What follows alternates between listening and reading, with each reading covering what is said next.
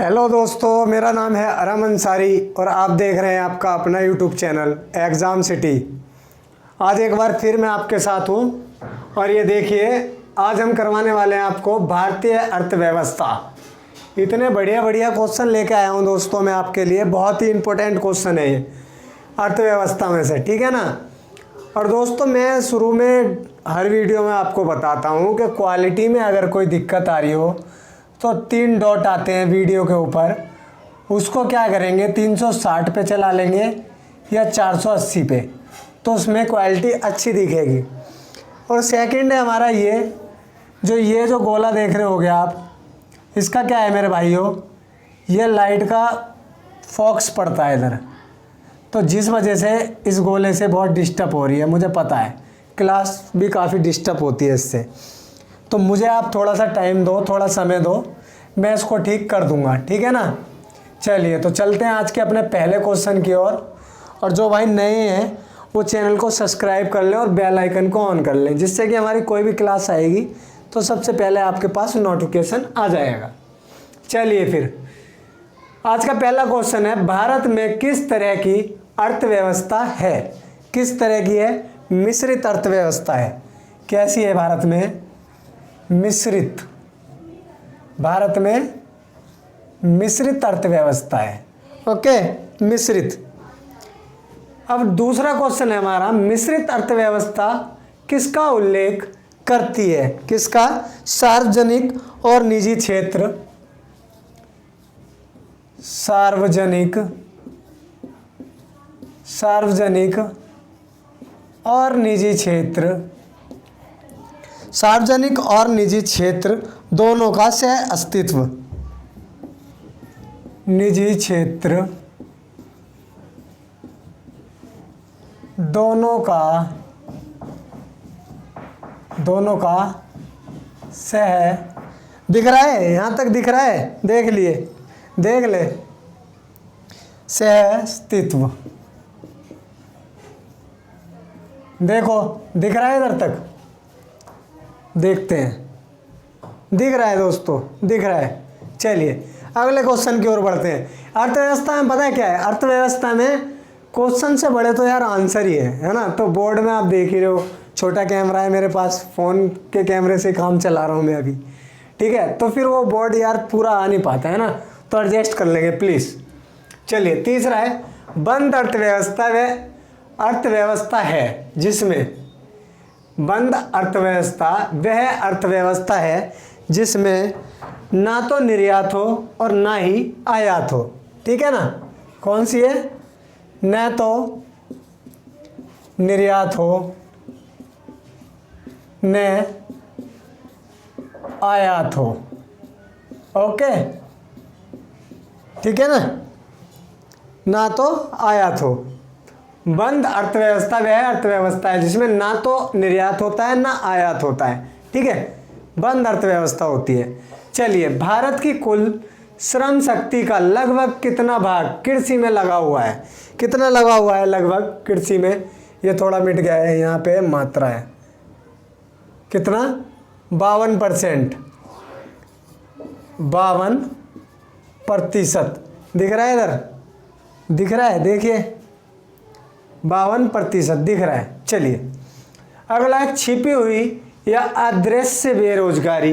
अदृश्य बेरोजगारी क्या है? क्या है? सीमांत भौतिक उत्पादक शून्य होती है, ठीक है। इसमें क्या होता है? सीमांत भौतिक उत्पादकता शून्य होती है।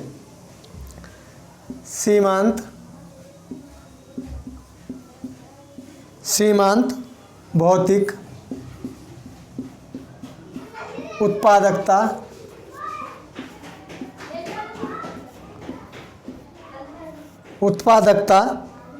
शून्य होती है इसमें।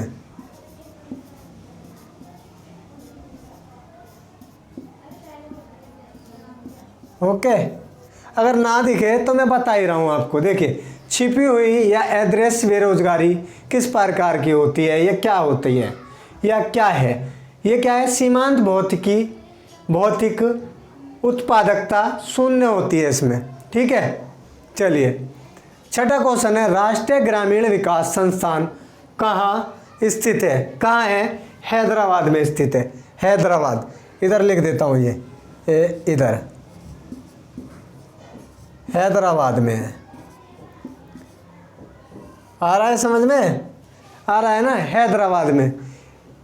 ये आंसर यहाँ लिख दिया है, ठीक है, ये वाला छठा। सातवां चलो, संरचनात्मक बेरोजगारी क्या है? क्या है? अपर्याप्त उत्पादन क्षमता। अपर्याप्त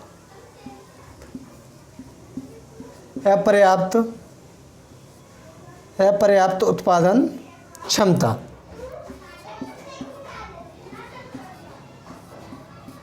भाई चैनल को लाइक शेयर सब्सक्राइब करते रहें। आप देख ही रहे हो कितनी गर्मी लग रही है, देखो मुझे, है ना, पसीना आ रहा बहुत ज़्यादा। चलिए आठवां है, वैश्वीकरण का अर्थ है। वैश्वीकरण का अर्थ क्या है? वित्तीय बाजार का एकीकरण। क्या है? वित्तीय बाजार का एकीकरण। वित्तीय बाजार का एकीकरण, ठीक है। चलिए नौवां क्वेश्चन है, अंत्योदय कार्यक्रम का उद्देश्य क्या था? क्या था? गरीबों में सबसे अधिक गरीब की मदद करना, ठीक है। गरीबों में सबसे अधिक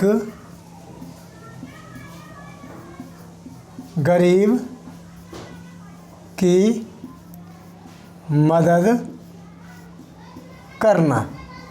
अंत्योदय कार्यक्रम क्या था? उद्देश्य इसका गरीबों में सबसे गरीब की मदद करना। 10वां है, गरीबी रेखा के नीचे जनसंख्या का न्यूनतम प्रतिशत अंकित है। कहाँ पे है? देखिए क्या है, क्वेश्चन दोबारा देख लेना। गरीबी रेखा के नीचे जनसंख्या का न्यूनतम प्रतिशत, ये क्या पूछा है? न्यूनतम प्रतिशत है। न्यूनतम प्रतिशत अंकित है जम्मू कश्मीर में। कहाँ पे? जम्मू कश्मीर में। जम्मू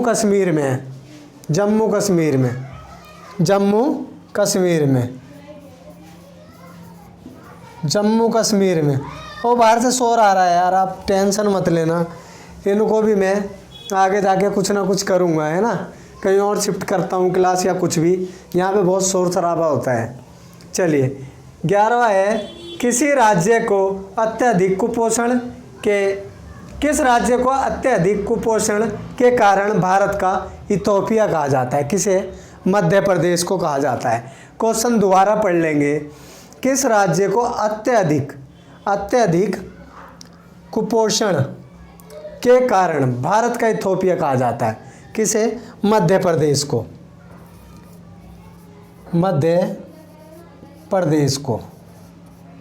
ठीक है, मध्य प्रदेश को।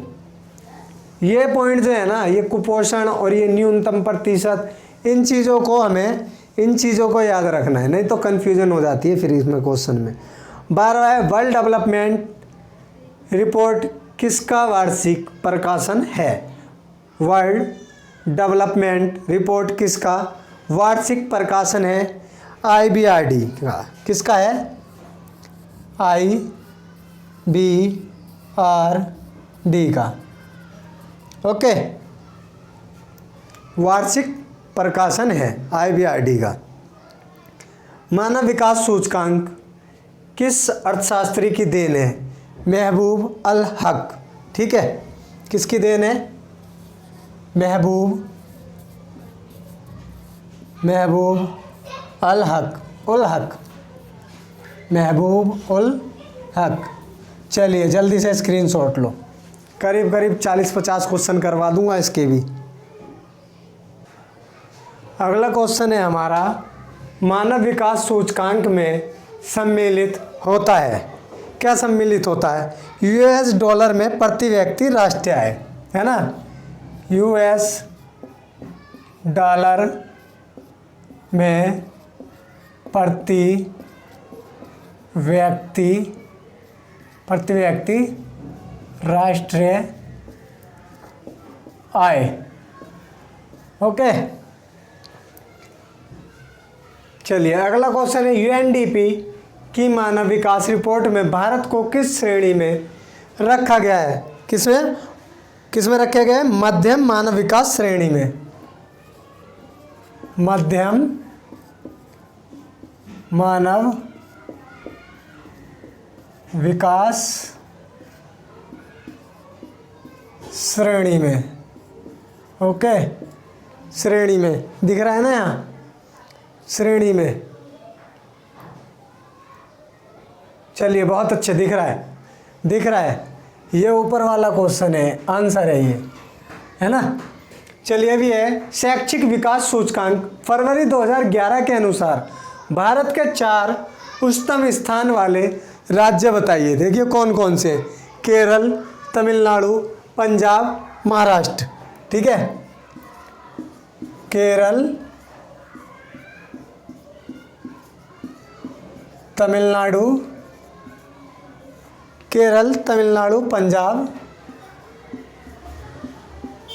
पंजाब और महाराष्ट्र।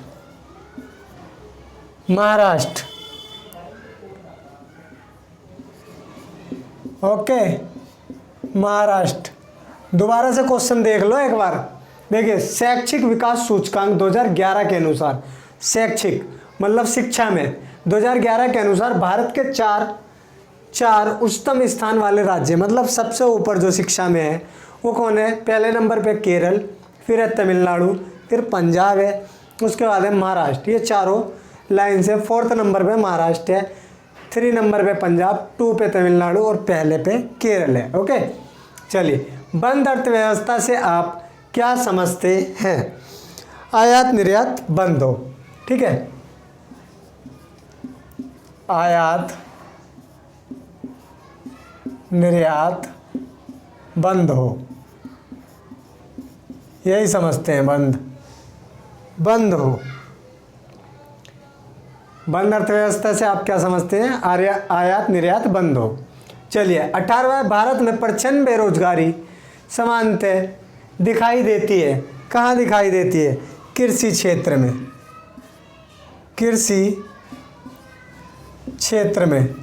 पता है कृषि क्षेत्र में किस तरीके की बेरोजगारी होती है? आपको पता है? देखिए बेरोजगारी कैसी होती है कृषि क्षेत्र में, कि क्या होता है, गाँव में जो छोटे किसान होते हैं, 2 बीघे 3 बीघे ज़मीन है और उनका पूरा परिवार उसी में लगा रहता है, 2-3 बीघे ज़मीन में ही।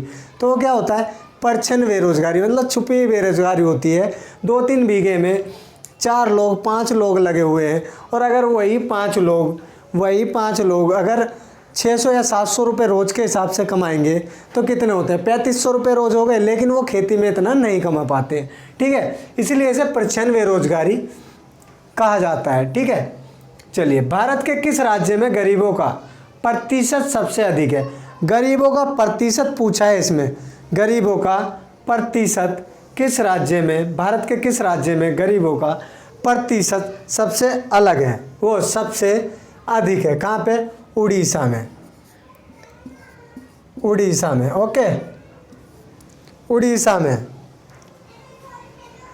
चलिए 20वां है, भारत में निर्धनता के स्तर का आकलन किया जाता है किसमें? परिवार के उपभोक्ता व्यय के आधार पर। ठीक है, परिवार के उपभोक्ता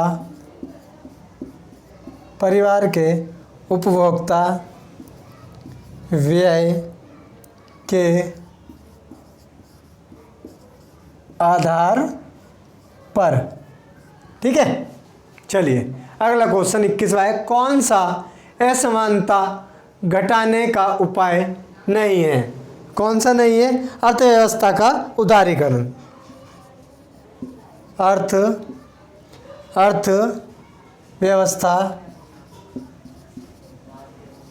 अर्थव्यवस्था का उदारीकरण।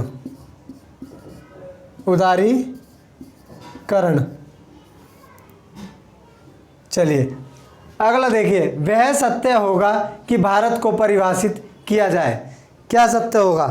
एक श्रम अधिक वाली अर्थव्यवस्था के रूप में। ठीक है, एक श्रम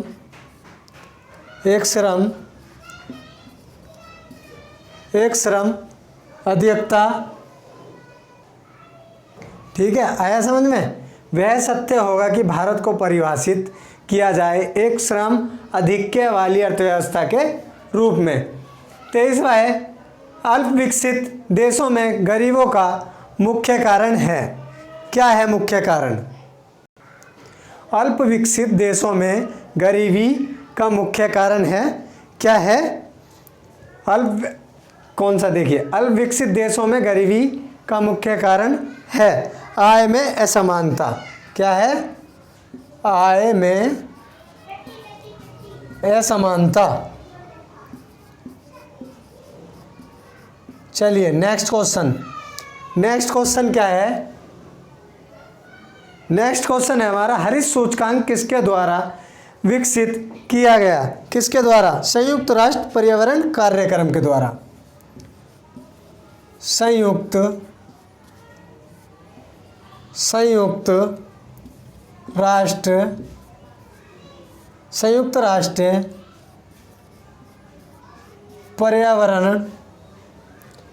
पर्यावरण संयुक्त राष्ट्र पर्यावरण कार्यक्रम द्वारा। ओके, कार्यक्रम द्वारा। चलिए 25वां, किसके द्वारा भ्रष्टाचार से लड़ाई के लिए नागरिकों की मार्गदर्शिका निकाली गई? किसके द्वारा? केंद्रीय सतर्कता आयोग द्वारा। केंद्रीय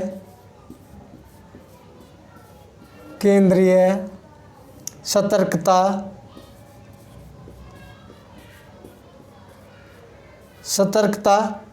आयोग द्वारा। दिख रहा है? इधर दिख रहा है, देखो एक बार।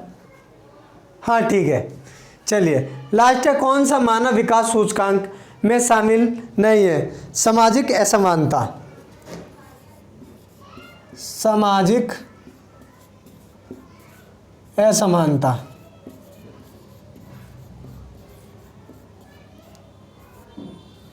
ओके, चलिए उतारिए जल्दी से। भारतीय अर्थव्यवस्था के उदारीकरण का अग्रदूत किसे कहा जाता है? डॉक्टर मनमोहन सिंह को। डॉक्टर मनमोहन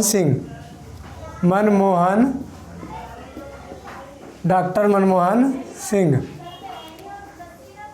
ठीक है, चलिए अगला है, मानव विकास सूचकांक किसने बनाया था? किसने बनाया था? UNDP। ओके। 29वां है, तेंदुलकर समिति ने भारत में गरीबी रेखा के नीचे की जनसंख्या का प्रतिशत कितना आकलित किया है? कितना आकलित किया है? 37.2%। ठीक है। 30वां है, किसी अर्थव्यवस्था में क्षेत्रों को सार्वजनिक और निजी में किस आधार पर वर्गीकृत किया जाता है? किस आधार पर? उद्यमों का स्वामित्व। उद्यमों का स्वामित्व के आधार पर। ओके। चलिए अगला है, भारत की राष्ट्रीय आय का प्रमुख स्रोत है। क्या है? कृषि क्षेत्र। कृषि क्षेत्र। 32वां है, जैसे जैसे अर्थव्यवस्था विकसित होती है राष्ट्रीय आय में तृतीय क्षेत्र का अंश बढ़ता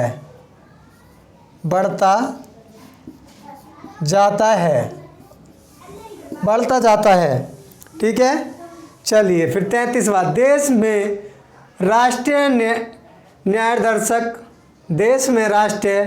न्यायाधीश NSS की स्थापना कब हुई? कब हुई थी? 1950 ईस्वी में। 1950 ईस्वी में। 34वां क्वेश्चन आ जाता है हमारा, केंद्रीय सांख्यिकी संगठन CSO, इसकी इंग्लिश में जो बोलते हैं हम इसको CSO बोलते हैं। ओके, CSO शॉर्ट फॉर्म है इंग्लिश में।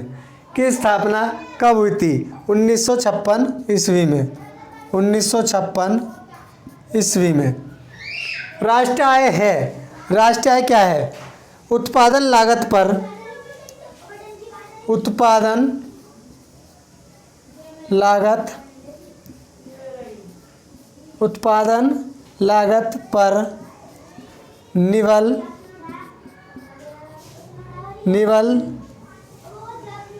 देशीय उत्पाद, निवल देशीय उत्पाद। चलिए अगला है, भारत की राष्ट्रीय आय अनुमानित होती है किससे? केंद्रीय सांख्यिकी संगठन द्वारा, CSO द्वारा। ये देखिए, केंद्रीय सांख्यिकी संगठन द्वारा, CSO द्वारा, ये इसकी फुल फॉर्म। ठीक है, चलिए किस राज्य की प्रति व्यक्ति आय सबसे अधिक है? गोवा की, गोवा की। और न्यूनतम बिहार की, बिहार। ठीक है, ये रहा। भारत में चालू मूल्य पर प्रति व्यक्ति न्यूनतम आय वाला राज्य है बिहार। चलिए जल्दी से उतारिए। 39वां क्वेश्चन है, 1868 में भारत में प्रति व्यक्ति आय 20 रुपये थी। यह सर्वप्रथम अभिनिश्चित किया किसने? दादा भाई नौरोजी ने। दादा भाई नौरोजी, दादा भाई नौरोजी ने। ओके, चलिए ड्रेन का सिद्धांत किसने प्रतिपादित किया था? ड्रेन का किसने किया था? गोविंद रनाडे, गोविंद रनाडे। ओके, चलो अगला क्वेश्चन। अगला है, हिंदू विधि दर किससे संबंधित है? किससे संबंधित है? राष्ट्रीय आय से, राष्ट्रीय आय से, राष्ट्रीय आय से। 42वां है, भारत में राष्ट्रीय आय का आकलन सबसे पहले किसने किया था? किसने किया था? दादा भाई नौरोजी ने किया था। दादा भाई नौरोजी, नौरोजी ने। भारत में राष्ट्रीय आय समांकों का आकलन किसके द्वारा किया गया था? केंद्रीय सांख्यिकी संगठन द्वारा, CSO द्वारा। केंद्रीय सांख्यिकी संगठन द्वारा, या कह सकते हैं CSO द्वारा। ओके, CSO द्वारा, केंद्रीय सांख्यिकी संगठन। भारत में राष्ट्रीय आय का आकलन करने के लिए उत्तरदायी सरकारी एजेंसी है, कौन सी है? केंद्रीय सांख्यिकी संगठन, CSO। ठीक है, ये लिखूं, केंद्रीय सांख्यिकी संगठन। चलिए ना, बता दिया, ये लिखा हुआ है, देखिए उधर जगह नहीं है ना यार, है ना, चला लो इतना। केंद्रीय सांख्यिकी संगठन, CSO। ठीक है भाई, चलिए। 45वां है, आर्थिक विकास की बेहतर माप कौन सी है? कौन सी है? प्रति व्यक्ति आय है, प्रति व्यक्ति आय, प्रति व्यक्ति आय, आय। चलिए अगला क्वेश्चन है 46वां, देश के लिए राष्ट्रीय आय का पहला अनुमान किसने तैयार किया था? किसने? दादा भाई नौरोजी ने, दादा भाई नौरोजी, दादा भाई नौरोजी ने। ठीक है भाई, चलिए 47वां, प्रति व्यक्ति आय निकालने के लिए राष्ट्रीय आय को भाग दिया जाता है देश की कुल जनसंख्या से, देश की कुल जनसंख्या से।